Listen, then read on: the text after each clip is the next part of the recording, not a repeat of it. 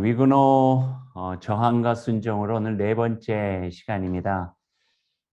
오늘부터 다음 주까지 계속 위근호의 정신에 대한 이야기들 나누게 될 것 같아요. 우리 신앙의 뿌리를 좀 볼 수 있는 귀한 시간도 될 것 같은데요. 한번 여러분의 그 신앙도 오늘 위근호 신앙과 연결시켜서 한 번씩 이렇게 돌아보는 것도 좋겠다는 생각이 되었습니다. 전체적인 주제는요. 고난을 이기는 힘이에요. 고난을 이기는 힘. 신실한 믿음을 지키기 위한 용기와 인내. 지난주 설교에서 같이 나눴던 두 주제가 생각이 나네요. 기억나세요? 신실한 믿음과 진지한 생각. 신실한 믿음은 진지한 생각에서 잘 반영되고 진지한 생각이 우리의 신실한 믿음으로 연결되어지는 이야기들 지난주에 같이 나눴죠. 위군의 신앙 정신은 신실한 믿음을 지키기 위한 용기와 인내예요. 신실한 믿음을 지키는 것이 목숨보다도 더 귀한 거죠. 그래서 내가 목숨을 잃을지라도 신실한 믿음만은 잃을 수 없다. 그런 마음을 가졌던 이들이 바로 위근호 교도들이었습니다. 그래서 위근호 개혁 신앙인들이 그 신실한 믿음을 지키기 위해서 용기를 냈고 인내했던 거예요. 인내하다가 어떤 이는 죽음을 당하기도 했고 용기를 냈다가 어떤 이들은 핍박을 받기도 했지만 그럼에도 불구하고 하나님 안에서 우리가 새롭게 찾은 이 신실한 믿음만큼은 지켜야 되겠다 하는 그런 마음을 가지고 살아냈던 이들이 바로 위근호였습니다. 위근호 이야기를 하면은요, 그 교회 이야기를 하나를 해야 돼요. 생 제르맹 데프레 교회.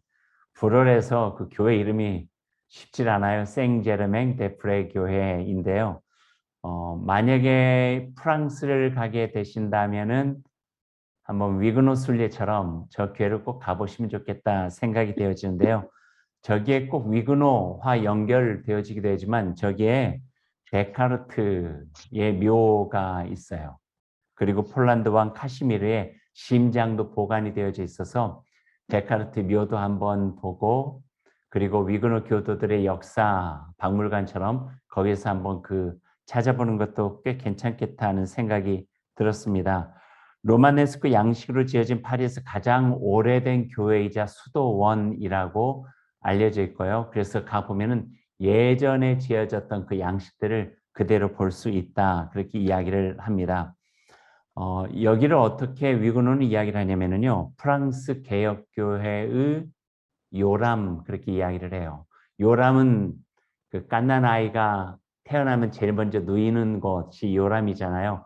요람에서 무덤까지 그렇게 이야기하듯이 여기에서 어쩌면 개혁교회의 신앙 사상이 태어나고 자라나게 되었다. 그렇게 이야기를 하고 있어요. 이거는 위그노라고 하는 이름이 지어지기 훨씬 전이에요. 1500년 초 정도 되어지는데요. 여기에서부터 개혁교회, 개혁신학의 사상들이 출발하게 되어집니다. 여기 교회, 생제르맹 데프레 교회와 연결되어진 두 사람이 있어요. 두 사람의 관계는 아버지와 아들이에요. 위그노 역사를 찾아보면은 거기에 어떤 수식어를 붙였냐면은 그 아버지의 그 아들 그래요.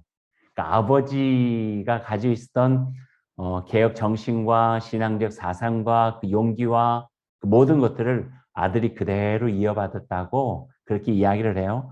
그 이름이 뭐냐면은요, 두 명의 기욤 브리소네 아버지와 아들 이름이 똑같았어요. 대개 이럴 때 그 아들 이름에다가는 주니어를 붙이거나 아버지 이름에게는 시니어를 붙이거나 그렇게 하는 것 같아요. 두 명의 기욤 브리소네예요. 아버지 브리소네가 있고 아들 브리소네가 있는데 아버지는 1445년에서 1514년까지 사셨고 아들은 1470년에 태어나서 1534년까지 살았어요. 두 사람 다 수도원의 원장 정도 되려면은요 공부를 많이 하고 책을 많이 읽은 사람이에요. 요즘으로 표현하자면은요, 인문주의자들이라 이렇게 표현이 될 것 같아요. 지난주 이야기했던 진지한 생각도 많이 하고 공부를 통해 가지고 어떤 것이 옳은지 어떤 것이 그른지 어떤 것이 바르게 살아가는 삶인지 어떤 것이 바른 신앙인지에 대해서 관심이 꽤 많았던 사람들이었어요. 아버지 브리손에는 공부를 많이 한 부유한 가정이고 교회에 대한 바른 생각을 하고 교회 개혁에 대한 그 마음에 어떤 신념이 있었어요.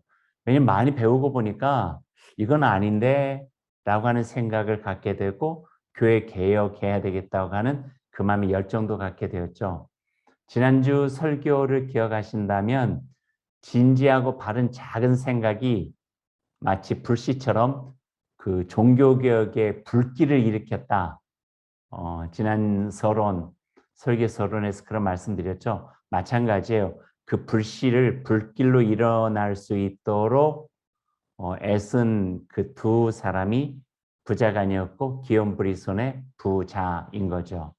아버지는 어떤 일을 했는지 보면은요, 여러 가지 일들이 있지만 그 중에서 좀 특별한 일이 4명의 추기경을 불러요.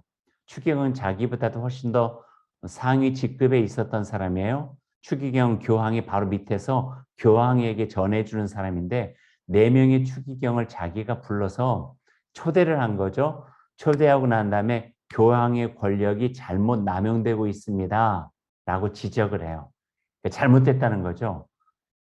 당시에 500년도 훨씬 이전인데 교황권에 대해서 도전을 한 거예요. 그래서 쉽지 않은 일을 한 거죠. 용기를 낸 거죠. 그리고 왜 교황의 권력을 남용했다고 생각하는가에 대한 사례들을 쭉 지적을 해요. 근데 거기까지 괜찮았는데 지적한 것을 글로 써가지고 발표를 해버렸어요. 발표를 해버렸으니 어떻게 되었을까요? 그 결과가. 그때는요, 뭐 아직 화형까지는 없었어요. 쫓겨났어요. 어느 정도 직위가 있어서 그런지 모르지만 쫓겨난 거예요. 그리고 쫓겨난 다음에 그 빈 자리에 다른 사람도 세울 수 있었는데 아들은 안 그러겠지 생각하고 아들을 그 브리손에도 신학 공부도 하고 어느 정도 자격이 되니까 그 수도 원장으로 취임을 시킨 거예요. 근데 오늘 뭐예요? 그 아버지의 그 아들이잖아요. 아들은 한술 더 떴어요. 4명 추기경을 불러가지고 교황 권력 남용에 대해 지적해서 아빠가 쫓겨나자마자 아들은 해서 안 되겠다 해서 지역에 있는 수도원장으로서 지역 자기의 관할 구역에 있는 신부들이 잘못하는 행동들과 잘못 가르치게 되면은 신부를 쫓아내버렸어요. 자기 쫓아내고 난 다음에 교인들을 모아가지고 성경에 어떤 내용이 있는가에 대해서 가르치기 시작해요. 이게 굉장히 중요한 거예요. 성경을 가르치면은요, 생각의 지평이 넓어져요. 그리고 성경을 알게 되면 하나님을 알게 되는 거예요. 성경을 바로 알게 되면 하나님 안에서 내가 누구인가를 알게 되는 거죠. 그래서 성경을 알게 되면은 그러면 하나님께서 나를 통해서 어떤 일을 하고자 하시는가에 대한 사명과 비전을 갖게 되는 거예요. 그러니까 성경을 우리가 안다고 하는 것은 굉장히 중요해요. 디모데서 후서 3장에 보면은 아이들에게 마땅히 하나님의 말씀을 가르치자 그래요. 성경을 가르치면 그 교훈 안에서 그들의 생각이 바르게 되고 삶도 좋은 뿌리를 내릴 수 있도록 되어지고 거기서 귀한 열매도 맺는다 그렇게 이야기를 하고 있거든요. 일반 성도들에게 성경을 가르치게 된 거죠. 아까 신부들을 쫓아냈다 그랬잖아요. 쫓아낼 때 그 브리소네가 한 이야기가요. 그들은 안락만을 추구하며 자신들의 양떼들에 대해선 관심이 없다. 그들은 벙어리 개들처럼 잠만 잔다. 주님이 세우신 포도밭을 멧돼지들이 황폐하게 만들고 들쥐들이 갉아먹도록 내버려 두었다. 그러니 그들은 신부의 자격이 없다. 사제들을 쫓아내 버리고 만 거예요. 그래서 쫓겨났죠. 그 친구들은. 그리고 난 다음에 브리손에는 그 수도원을 하나님의 말씀을 바로 아는 곳으로 만들어 가게 됩니다. 생각하는 거 중요한데 생각을 행동으로 옮기는 것은 용기예요. 용기. 왜냐하면 사람이 생각은요.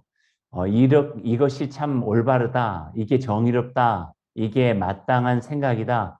그런 것도 어느 정도 해요. 그러나 사람의 생각은요. 또 이걸 했을 때 자기에게 어떤 어려움이 있는지 어떤 피해가 오는지 이렇게 했다가 어떤 모진 일들 당하게 될지 그것도 다 알거든요.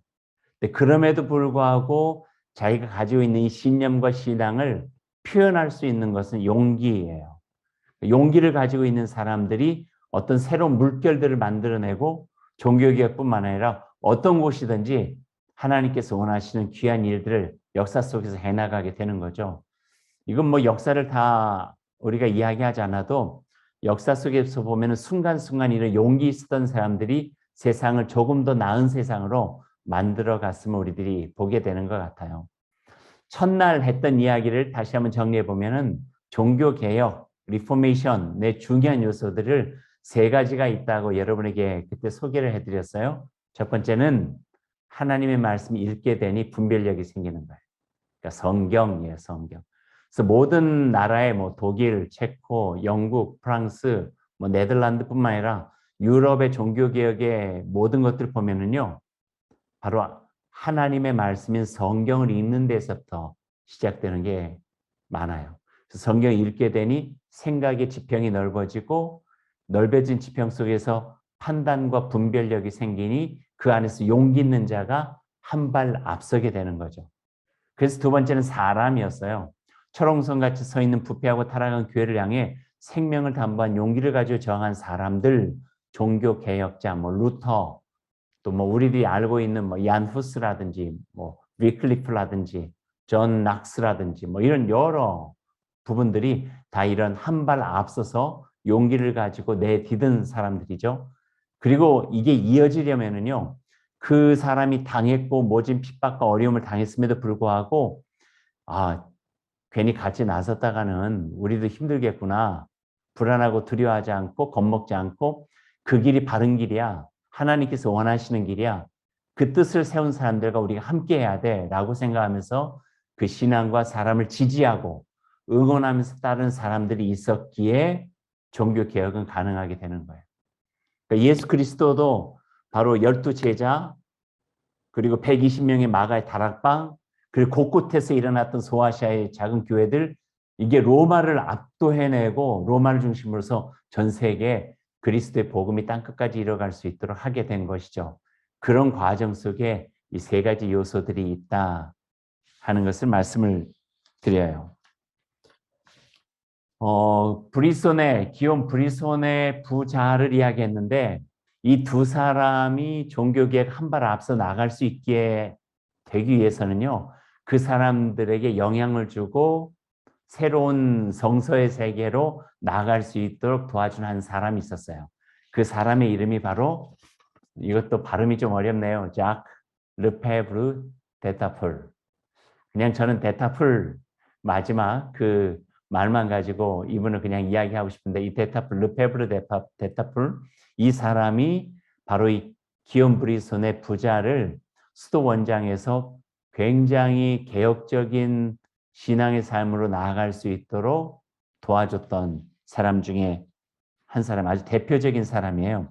이 사람은 어떤 사람인가? 1450년 아버지하고 거의 비슷한 연배예요. 1537년에 돌아가셨는데요. 일반 성도에게 하나님의 말씀을 알려주고 싶어한 사람이에요. 성경이 있다 보니까 너무 좋은 거예요. 이 말씀이 진짜인데 지금 교회가 가르치고 교회가 지키고 있는 그 말씀하고는 전혀 다른 살아있는 말씀이 하나님의 말씀이 성경 속에 있는데 이거를 많은 사람들, 일반 성도들에게 알려줘야 되겠다. 이런 생각을 하게 된 거죠. 지난주 설교하고도 연결되죠. 그래서 성경 번역을 해요. 라틴어를 프랑스어로 번역을 해요. 전권을 다 번역하지는 않았어요. 그중에 몇 권들을 번역했는데 처음에는 시편 번역했고 그 다음에는 복음서를 번역을 했어요. 그래서 성경이 우리들에게 보여주고자 하는 정확한 의미들을 연구해가지고 비교해서 라틴어역, 프랑스어는 어떻게 되어지고 이 성경의 본문은 어떤 의미가 있고 이런 내용들을 쭉 그 보여줘가지고 사람들에게 공부를 시켰던 거예요. 시편 번역본 비교 연구 제가 사진 그 당시에 쓰는 사진 하나를 보여드릴게요. 이렇게 생겼어요. 그리스는 어떻게 되어졌다, 라틴어는 어떻게 된다, 히브리어는 어떻게 됐다, 그다음 이론은 어떻게 내어졌다 이런 것들 비교하면서 원래 그러면 어떤 의미가 있는가들을 가르쳐줘서 이 하나님 말씀 속에 담겨진 진정한 의미는 이것입니다. 라고 보여준 거예요. 요즘 말로 하면은 성경 공부예요. 성경 토파보기예요. 지금 미가서, 갈라디아서, 야고보서 하고 있는데요. 꽤 재밌어요. 성경 토파보고 잘 세심히 살펴보니 이 안에 이런 말씀이 있구나. 우리들이 얻어가는 거죠. 야고보서 하면서 6주간이지만 우리의 목표를 삼았어요. 야고보서를 토파본 다음에 우리 안에 신앙의 지혜가 조금 더 넓어졌으면 좋겠습니다. 갖게 됐으면 좋겠습니다. 그래서 우리가 이 시간을 통해서 앞으로의 삶은 어떤 걸 결정하고 어떤 것을 판단하고 나아갈 때 우리가 얻어진 신앙의 지혜로 더 살아갔으면 좋겠습니다. 더 나은 세상에 더 나은 삶을 살아갈 수 있도록 하는 거죠. 시폰 번역본을 비교했어요. 그리고 또 하나지 1523년 작은 크게 두 권으로 나눠서 프랑스어 복음서를 발행해요. 이게 굉장히 중요했어요. 복음서는요, 예수 그리스도의 가르침과 삶이에요. 그리고 예수 그리스도 어떤 분인가를 알게 되면 지금의 교황과는요, 교황이 하는 일과는 비교할 수도 없잖아요. 예수님이 어떻게 사셨는지, 어떤 말씀을 하셨는지, 어떤 걸 가르치셨는지 이걸 알게 된다고 하는 것은 복음의 핵심을 알게 되는 거니까요. 그러면서 참 중요한 거 하나는 그 돈이 목적이 아니었던 거예요. 이 데타풀은. 그러니 자기가 얼마나 공을 들여가지고 복음서를 불어로 프랑스어로 번역했음에도 불구하고 원래 목적이 뭐예요? 일반 성도에게 하나님의 말씀을 알려주고 싶어 했잖아요. 그러니까 싼 가격에 팔아요. 거의 종이값만 밟고 어떤 사람 원하면 그냥 나눠주기도 하고 그리고 자기가 받은 돈은 더 나은 성경 번역을 위해서 사용하기 위해서 가장 기본적인 시드머니로 사용하게 되는 거예요. 그래서 가난한 사람도 구입할 수 있도록 싼 가격에 판매하니까 불티나게 팔려서요. 그 역사를 보니까 불과 초판 만든 지 얼마 되지도 않아서 다 팔려요. 그래서 또 만들고 또 만들고 또 만들고. 이건 굉장히 참 좋은 우리들에게 시사하는 바가 있어요. 그래서 나중에 이 성경들 읽은 사람들 중에 장 깔뱅도 생기고 기욤 파렐도 생기고 마틴 루터도 이 데타풀이 번역한 성경을 비교해가지고 독일어 성경까지 만들고 윌리엄 틴델이라고 하는 사람들도 하고요. 이 종교개혁자들이 큰 영향을 주게 되어져요. 그러니까 선한 일은요. 금방 열매가 나타나진 않아도 선한 일은 선한 일이에요. 그러니까 하나님을 사랑하는 자는 합력할 선을 이루어 가시는 하나님의 놀라우신 역사는요. 선한 씨앗을 그대로 두지 않는다는 거예요. 거기서 언젠가는 결실을 맺을 수 있도록 한다는 거죠. 구약으로 보면 전도서 11장 1절에 나와 있는 샬라흐의 법칙이에요. 샬라흐. 너희가 흐르는 물 위에다가 떡을 던져라. 그러면 여러 날 후에 다시 찾으리라. 믿음이잖아요. 믿음이 있으니까 흐르는 물에 내 시야에서 눈길에서 벗어난다고 할지라도 이건 허비됐다 생각하지 않고 낭비됐다 생각하지 않고 누군가는 그것을 통하여 유익을 얻겠다는 생각을 가지고 선한 일을 계속하는 거예요. 그럼 여러 날 후에 그것을 다시 찾으리라. 이게 믿음이죠. 그러니까 이 데타풀, 르페브르 데타풀은 믿음이 있었던 사람인 거예요. 선한 씨앗들을 지속적으로 심으면은 하나님께서 이 선한 일을 통해서 귀한 일을 하실 것이다 하는 거죠. 정말 그렇게 될 거예요.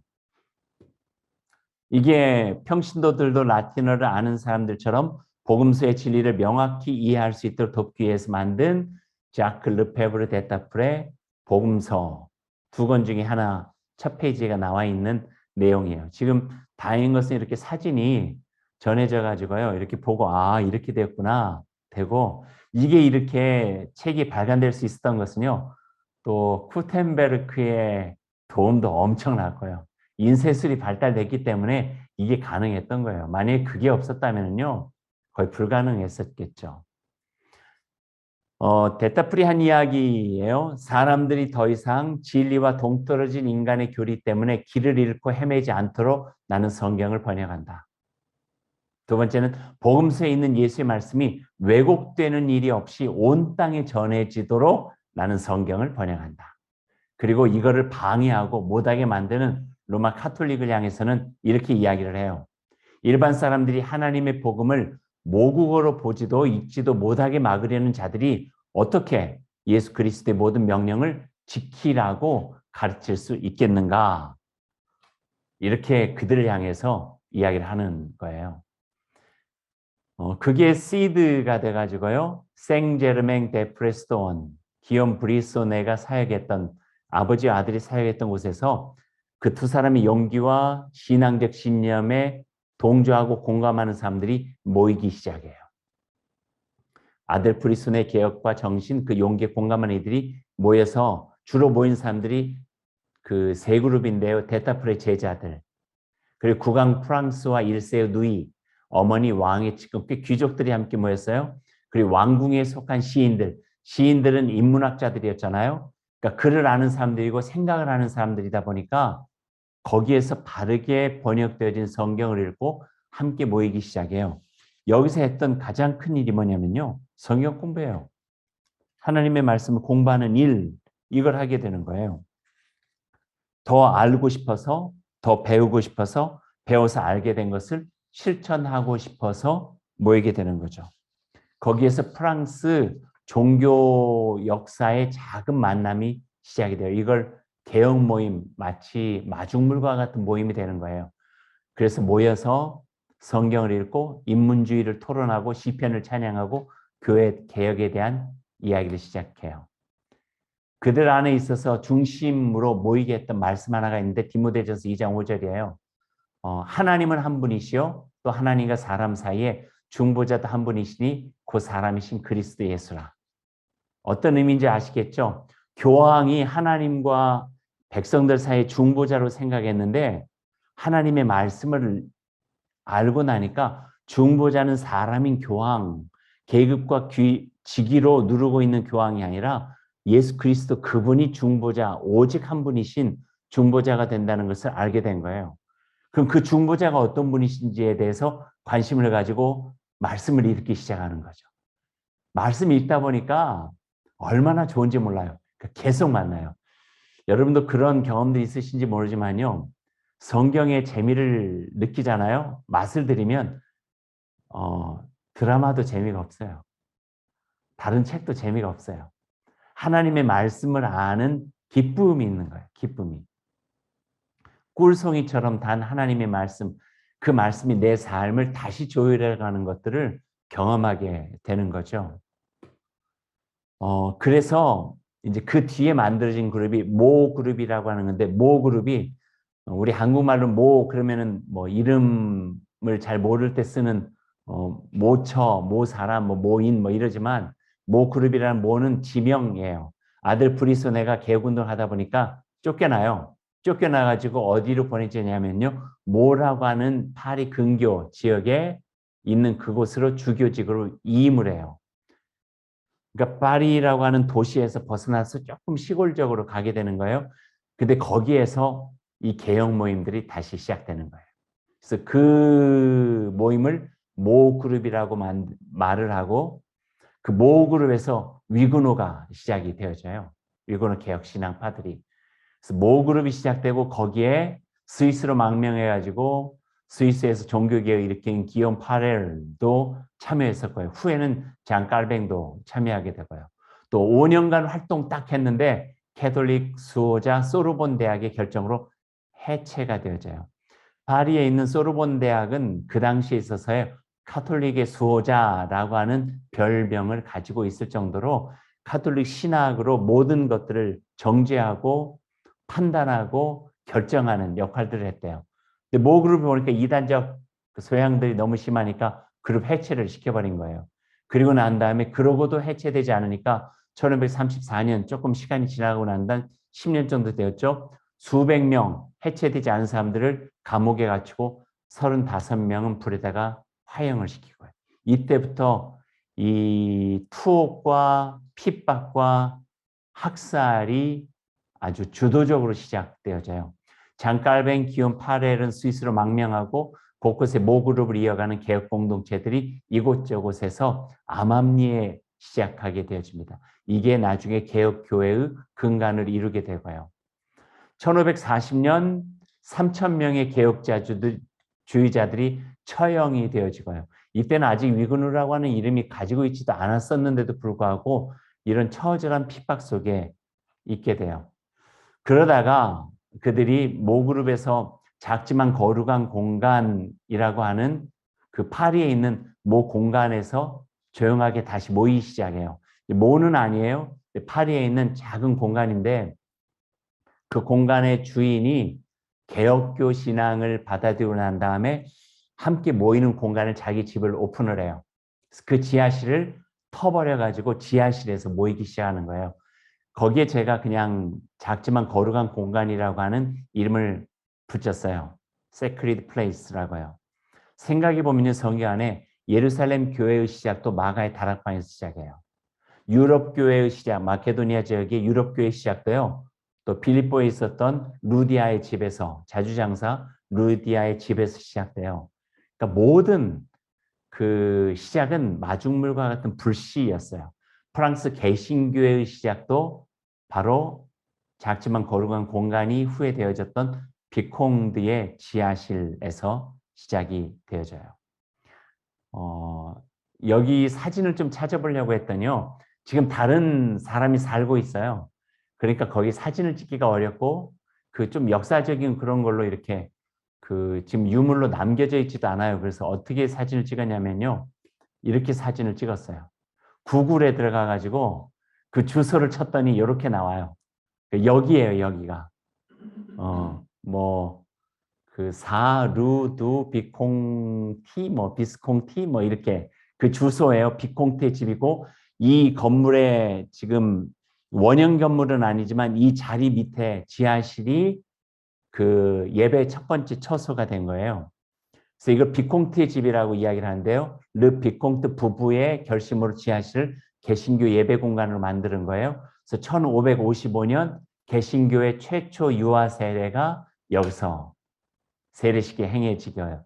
또 개신교 처음 목사인 장르 마송드 로레가 1533년에서 1572년까지 사셨던 분인데 법학 공부 이후에 공부하다 종교개혁 사상에 심취하고 제네바에서 신학 공부한 다음에 여기에 와서 세례를 줄 사람이 없는 거예요. 그래서 이분에게 세례를 달라고 행해 주라고 부탁을 해가지고 세례를 베풀고 목회를 처음 시작을 해요. 아직 여기에서도 위그노라고 하는 말이 공식적으로는 사용되고 있지 않을 때요. 이 작은 공간에서 어떤 역사적인 일들이 있냐면은 첫째 날, 두 번째 날 기억하시면은 1559년 5월 25일에서 29일까지 제1차 프랑스 개신교 총회가 열린 곳이에요. 마치 마가의 다락방 같아요. 루디아의 집 같아요. 그 공간에서 개신교 총회를 열고 거기에서 프랑스 개신교 최초의 신앙 고백문을 채택해서 위그노 교회 개혁교회가 시작된 곳이에요. 그러니까 오늘 제가 여러분들과 나누고 싶었던 것은요. 지금까지는 1559년 이후에 위그노의 핍박에 대한 이야기들을 그 역사 속에 쭉 했는데 어떻게 위그노의 개혁 신앙과 교회가 출발하게 되었는가? 그 불씨들, 그 역으로 다시 돌아가서 셈의 원천, 성서 번역부터 데타풀부터 시작해가지고 기온 브리손의 부자 그리고 모 그룹 이렇게 쭉 한번 더듬어 가지고 그들이 어려움 속에서도 정말 소수의 작은 이들이 함께 모여가지고 진정한 복음을 그들 안에서 나누기 위해서 애쓰고 노력함으로써 개신교 교회 위그노가 탄생하게 되었다 하는 이야기들을 여러분과 나누고 싶었던 거예요. 이게 바로 그 역사적인 공간이었던 비콩티의 집이 되어졌습니다. 그러면서 저는 꼭 예루살렘 교회 마가의 다락방이나 뭐 루디아의 집뿐만 아니라 비콩티의 집뿐만 아니라 우리에게도 이런 곳이 있다라는 생각을 했어요. 여러 곳들이 있겠지만 소개하고 싶은 곳이 세 곳이 있어요. 첫 번째는 소래교회예요. 소래교회는 1883년 여기에 자생적인 한국 최초의 교회인 거예요. 황해도 장영군에 세워진 교회인데 존 너스라고 하는 만주에서 활동하던 선교사와 같이 그곳에 있었던 사람이 그 조선말로 한국말로 성경 번역을 해가지고 번역한 것을 한국에다가 갖다 준 사람들이 있어요. 서경조, 서상윤 이런 분들이 있어요. 그분들이 지금의 그 세문안 교회를 시작하게 된 사람인데요.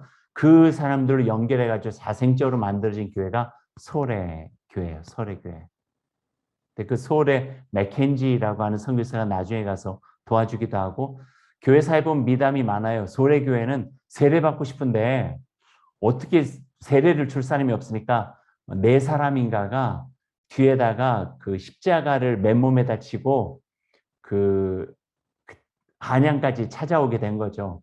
그때 언더우드 목사님과 아펜젤로 목사님한테 찾아가지고 세례를 받고 싶습니다. 그랬더니 당신들은 우리가 어떻게 알고 세례를 줄 수 있냐? 그랬더니 옷을 벗고 뒤에다가 너희가 나를 따르려면은 너의 십자가를 메고 나를 따르라 그래서 십자가를 메고 몇 년 동안 살았던 그 등 뒤에 있는 흔적을 보여주니까 그래서 소래교회까지 가서 세례를 베풀었다는 그 교회사 그 등에 진 십자가라고 하는 그 이름으로 내려오는 이야기들이 있기도 하고요. 여기가 어떻게 보면은 그 빅콩트의 집, 마가의 다락방, 루디아의 집과 같은 역할들을 해낸 곳이기도 하고요. 또 하나 이렇게 소개하면은 만주에 있는 명동교회요. 김야견 목사님, 여기서 독립지사 윤동주 씨 모든 사람들이 여기에서 그러니까 만주 기독교 우리는 주로 그 의주 기독교만 많이 알아요. 그 평안도 그러니까 신의주나 의주를 중심으로 해가지고 평양 그 기독교를 많이 하는데요. 그 기독교와 다른 또 하나의 큰 물줄기가 그 만주 기독교의 만주. 만주에서도 시작된 기독교가 얼마나 큰지 몰라요. 저는 캐나다에서 공부했기 때문에 만주 기독교에 대해서 좀 배울 수 있는 기회들도 있었어요. 저희 교회 중에 윤동주 시인과 같이 공부했던 용정 그 학교 다녔던 분도 계시고 그랬거든요. 왜냐하면 캐나다 선교사들이 만주에 가서 선교를 하고 거기에서 좋은 사람들 데려다가 캐나다에서 공부시키기도 했거든요. 거기에 김재준 목사님이라든지 문재림, 문익환, 문동환 목사님 뭐 여러분들이 거기에서 연결이 되어졌어요. 그래서 관심을 가지고 보면은 또 이 만주 명동교회의 어떤 신앙적 산실들도 볼 수 있겠다 생각이 되어지고요. 세 번째로 그 기대감을 가지고 소개하고 싶은 교회는 우리 교회예요. 다일교회도 얼마든지 그렇게 될 수 있다. 마가의 다락방만 그러냐. 비콩돼지처럼 우리 교회에서도 우리 아이들이거든요. 요 지금 모습들이 얼마든지 그 민족 속에서 하나님의 복음의 역사 속에서 일할 수 있는 귀한 정말 자녀들이 자라나고 그럴 수 있는 산실이 될 수 있다. 제 입으로 이런 말 하기가 좀 쑥스럽긴 하지만 뭐 그런 마음 가져볼 수 있잖아요. 그리고 기도할 수 있잖아요. 애쓰고 노력할 수 있잖아요. 그거에 우리들이 감격에 나갈 수 있잖아요. 마중물이 되고 불씨가 되고 민들레 홀씨가 돼서 날아가서 하나님의 나라들을 이루고낼 수 있다고 하면은 그보다 더 귀하고 복된 일이 어디 있을까라는 생각을 한번 해보게 되는 거예요. 아멘 안 하시나요? 아멘. 아멘. 아멘. 얼마나 좋아요. 우리에게 주어진 사명이에요. 적어도 22년 전에 우리 교회가 여기에 터를 정말 세워질 때는요. 하나님께서 우리 교회를 통해서 이루고자 하시는 하나님의 비전이 분명히 있으셨거든요. 500년 전에 빅콩트의 집, 2000년 전에 마가의 다락방, 우리 교회도 뭐 50년 후에, 100년 후에 우리 교회의 텃자리를 이야기하면서 얼마나 많은 사람들이 용기와 인내를 가지고 희생과 헌신으로 아름답게 교회를 꾸려가고 어려움은 물론 있었지만 그래서 지켜냈던 신실한 믿음과 진지한 생각으로 하나님의 꿈들을 꾸니 그런 일들이 이루어졌다고 고백할 수 있는 기쁨들 우리 안에 있으면 얼마나 좋을까 하는 생각들을 한번 해보게 되는 거예요. 거기에 제 이름 석자도 같이 있다면 너무 좋겠다 하는 마음으로 저도 목회하고 있고요. 그러니 이런 마음들이 하나가 되어져서 하나님께서 합력하여 선을 이루어 가시는 귀한 일들을 이루어가게 되는 거겠죠. 쑥스러우니까 사진은 넘겨서 이제 마지막 결론들을 내려보십시다.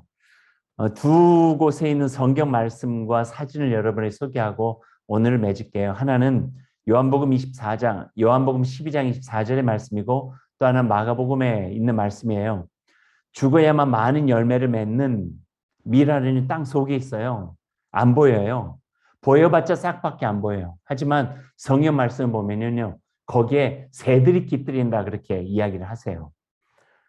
겨자씨도 마찬가지예요. 아주 작은, 이보다 더 작은 씨앗이 없다고 이야기를 했는데 이 작은 씨앗에서부터 하나님께 영광을 돌릴 수 있는 귀한 일들이 이루어지게 된다는 거죠. 내가 진실로 진실로 너에게 이르노니 한 알의 밀이 땅에 떨어져 죽지 아니하면 한 알 그대로 있고 죽으면 많은 열매를 맺고요. 하나님의 나라는 겨자씨 하늘과 같으니 땅에 심길 때는 땅 위의 모든 씨보다 작은 것이로되 심긴 후에는 자라서 모든 풀보다 커지며 큰 가지를 내나니 공중의 새들이 그 그늘에 깃들일 만큼 됐느니라. 비콩드의 집 거룩한 공간 작았어요. 그 집 주인은요 나중에 죽음을 당해요. 들켜가지고 순교하는 거죠. 그러니 그 당시에 보면은 거룩한 낭비처럼 느껴질 거예요. 죽음을 당했으니 실패처럼 느껴지게 될 거예요. 그러나 거기에서 죽지 않은 생명력을 가지고 하나님의 놀라우신 은혜와 하나님의 역사 속에서 위근의 시장들이 이곳저곳에서 일어나게 되는 거죠. 마가의 다락방처럼 루디아의 집처럼 비콩대 집처럼 소래교회처럼 만주에 있는 명동교회처럼 또 이곳의 십자가 밑에 있는 모든 거룩한 공동체처럼 그리스도의 몸된 교회들은 바로 그러한 놀라운 역사 속에서 작다 여기지 않고 우리가 미랄이 되고 겨자씨가 돼서 하나님의 나라의 역사를 불일 듯이 일어나갈 수 있는 귀한 곳이라고 하는 그 고백적인 삶의 마음들을 가져야 되겠다 하는 생각을 한번 해보게 되는 것입니다. 그래서 오늘 마무리하면 위근의 신앙 정신과 저항은 고난을 이겨내는 힘 어떤 것이냐? 신실한 믿음을 지키기 위한 용기와 인내였다. 이것을 우리의 마음에 지니고 살아간다면 우리의 마음이 용기를 통해 가지고 표현되어지면 하나님께서 함께해 주신 놀라우신 역사 속에서 우리가 있는 그 삶의 자리는 하나님의 나라로 일구어지게 될 것이다 하는 그런 믿음을 여러분과 함께 나누고 싶습니다. 다음 주 위근호의 신앙정신 소개해드리죠. 디아스포라의 삶, 코람데오, 흩어졌음에도 불구하고 그들이 하나님 안에서 어떻게 자신들의 삶을 지켜냈는지, 그리고 톨레랑스, 그리고 시간이 더 되면 프로테스탄티즘까지 나가보도록 하겠습니다. 원래는 오늘 디아스포라의 삶까지 하려고 했는데요. 많은 걸 하는 것보다는 오늘 이 첫 번째 것만 이야기하는데도 시간이 빠듯할 것 같아서 오늘 이 첫 번째 신앙정신 하나만 이야기를 여러분과 함께 나눴습니다.